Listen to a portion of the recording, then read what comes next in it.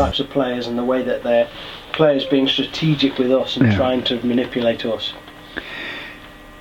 All players are different, and their responses to officiating also can be very different. You know, like you were talking about your example of an acceptor. I think that is the norm for players. If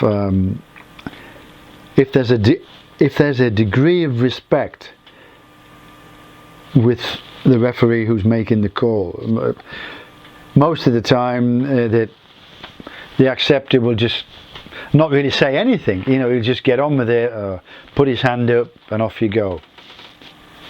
And then you know, your next category, the positive reinforcer, is that he's the guys who will say, all right, oh, okay, ref, yes, fine, yeah.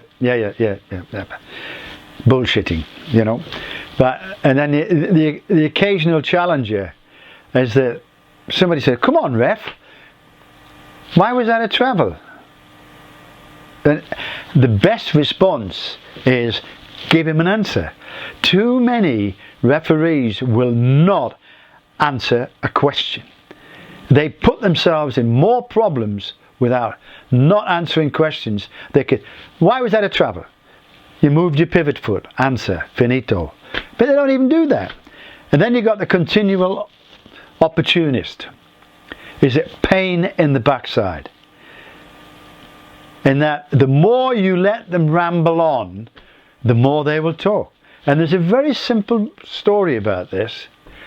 Coaches and players will do what you allow them to do. That's what I say to referees. If you allow him to continue, it's because you allow him to do it. Otherwise, take a step to stop it. Now, the last category is probably the most difficult one, is because you can't always penalise an emotional response by a player. Player goes to the basket, open layup, misses it, comes down, bleep, bleep, bleep. It wasn't directed at you. Now, if he turns around and said, I missed that effing bap, bap, bap because of you, then you got to deal with something. So the range of how you're going to respond to players' reactions is pretty wide. But the element of respect and mutual knowledge has a big influence on how the player reacts, how the referee reacts. So you've got a spectrum that you have to, and you have to deal with each individual category in a different way. Tell me how you would deal with a continual opportunist then. Someone who's just non-stop. You mean like Bontrager? To do that, yeah. No, I think very experienced referees are good at dealing with a pain in the backside. And it's a face-to-face, in-your-face, private conversation. And nobody knows between me and him what's going on. And we just can... The words that you use are personal. And I'll just say, Duncan, I've heard it, and it's like a monologue.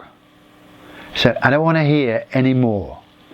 Because the next time I hear it, you're getting a technical, and then I hear it again, you're walking. Simple, you know. But a lot of people don't have the balls to do it. You don't have to shout at them. You don't have to try and ridicule them. You just tell them face to face, this is the situation. I've had enough. I'm not raising my voice. I'm eyeball to eyeball. It's not aggressive. Then just saying, I'm putting the line in the sand, step over the line again, and there will be a consequence. But some people won't do it. Why do you think? Because they're afraid of a face-to-face confrontation. Probably they don't have the confidence, they don't have the respect, the knowledge. They want to be the player's friend. Yeah, well, we all know it about friends, don't we? But more experienced can deal with it, less experienced have problems with it.